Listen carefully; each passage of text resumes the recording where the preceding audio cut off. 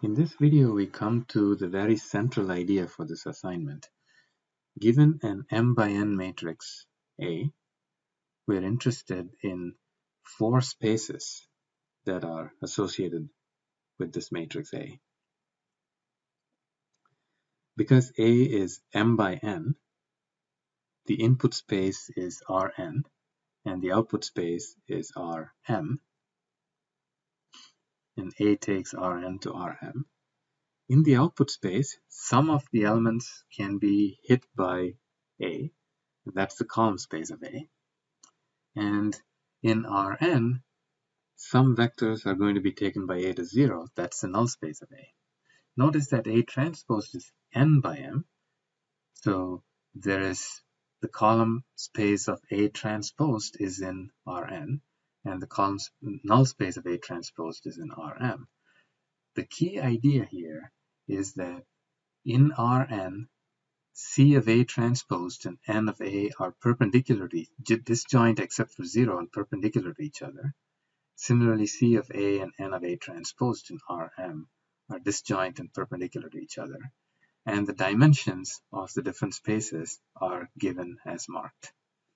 Now, for example, let's take the matrix A.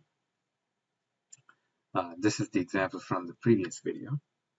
We've already seen that a basis for N of A is the two vectors 1, minus 1, 0, 0, and minus 2, 0, minus 3, 1.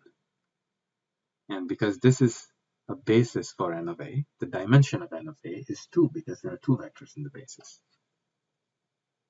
We've also seen that 1, 1, 0 and 0, 1, 1 belong to the column space of A, but 0, 0, 1 doesn't belong to the column space of A. This means that the dimension of the column space of A is also 2. So we can draw our four fundamental spaces for our example matrix A, as shown here. So R4 is split into the column space of A transposed and the null space of A, and R3 is split into the column space of A and the null space of A transposed. And the dimension of the column space of A is 2. The dimension of the null space of A is 2. And so the dimension of the column space of A transposed and of null space of A transposed can be determined. So let's take an element of the column space of A transposed. Okay, we can simply take a column of A transposed because that's an element of the column space of A transposed. And let's take an element of the null space of A and let's dot them together. If we do the dot product, we end up getting 0, demonstrating that V1 is perpendicular to V2, or again demonstrating that the column space of A transposed is perpendicular to the null space of A as marked in the picture.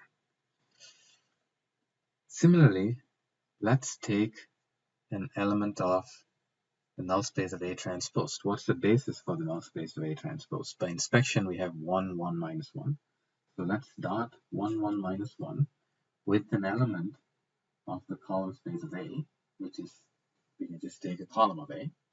Again, we find that this dot product is 0 as well, demonstrating that the null space of A transposed is perpendicular to the column space of A, again as marked in the picture. The four fundamental spaces, column space of A, column space of A transposed, null space of A, null space of A transposed, for our B matrix from the previous assignments, provide some very useful insights. We'll look at these in the next video. And the B matrix is important because we've already seen that it appears with discrete structures. It relates displacements to deformations, we know this.